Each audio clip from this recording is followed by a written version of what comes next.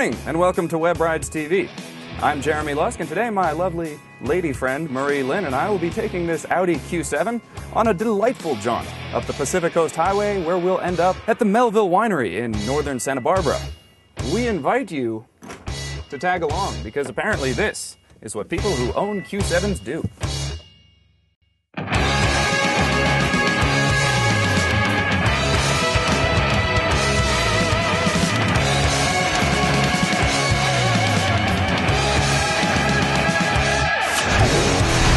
Truth be told, this isn't actually Audi's first effort at making an all-road vehicle. The first was the creatively named All-Road.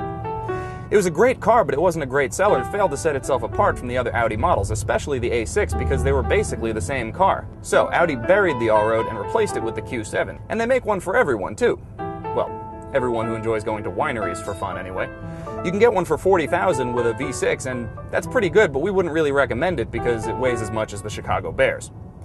Instead, you can opt for this one, which is a 4.2-liter V8 premium with the S-Line package. It'll cost you $70,000. So it better be good. Well, fortunately for Audi, it is. Let's start with the power. 350 horses from the V8 is plenty. It can tow its own weight in gold or any other valuable substance. There's always plenty of passing power when you need it, and the fact is, it sounds a lot faster. And the 6-speed transmission is extremely smooth.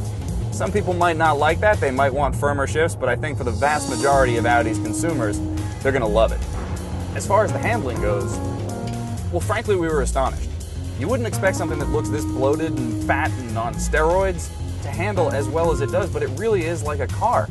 It just goes wherever you point it. You can take it around a tight turn and just whip it around, and it just holds the line the entire way. It's amazing. If you opt for the adaptive air suspension for another $2+ grand, you'll get to choose from between 4 different ride settings. You got dynamic, which is nice to have around corners, but you don't really use it much driving around town in an SUV. Automatic, which adapts to your driving style, and that tends to be the best all-around choice. Comfort, and off-road. But we won't be doing any of that in our $70,000 SUV, now will we?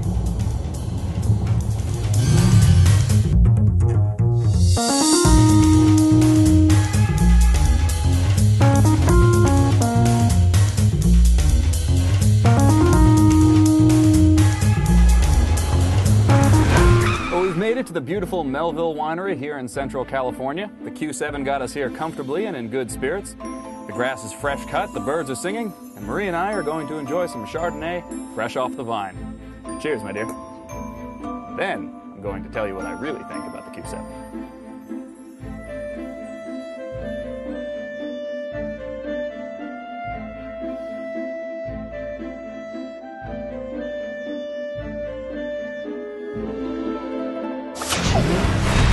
Okay, so let's start with the good. The radar adaptive cruise control. That's the best couple grand you'll ever spend. When you go from 70 to a dead stop without touching the brake, you're scared as hell, but when you do it, you never go back. Now, I give props Audi for trusting me not to kill myself. It lets me use the nav system while I'm driving. I don't know what they were trying to do here, but after living with it for a week, it's kind of starting to grow on me. Especially when you add the S-Line package and you get 20-inch wheels and a body kit and you get the little badging right there. I mean, that's pretty cool, right? I love the handling, I love the engine note, I love the build quality, but all that aside, what really bugs me is that 99% of the people who drive this car will never really get to experience how great it is. For the rest of you 1% though, the kind that watch WebRidesTV, we have a little surprise for you.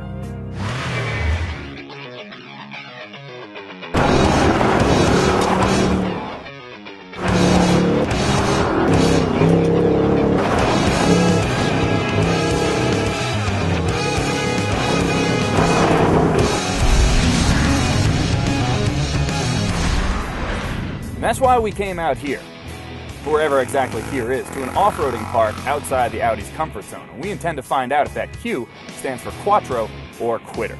To help us, we brought along Greg from Desolate Motorsports, and you might remember him from our tour of their shop. So Greg, when we called you up and told you to come out with us today, you didn't know what we were bringing, did you? No, I didn't, not at all.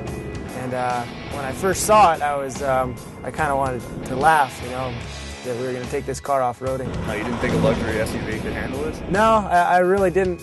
With its, on-road low stance, I didn't think it was going to be be much fun out here at all. All right, so but we've been out here for several hours now, beating the hell out of it.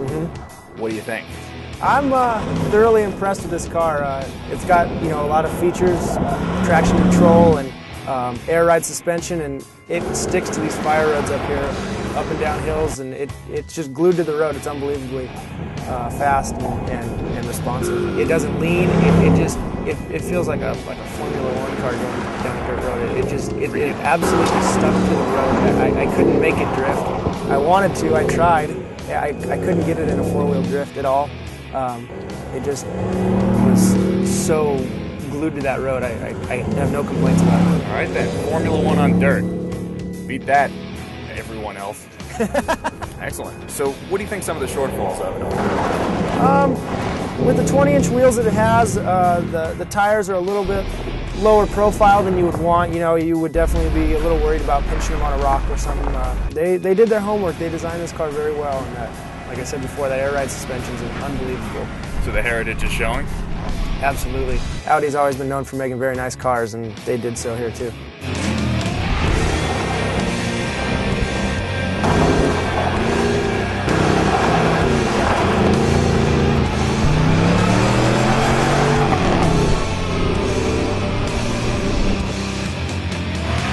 And from the middle of nowhere, I'm Jeremy Lust. I'm Greg Gilbert. Thanks for watching WebRidesTV. We'll see you next time.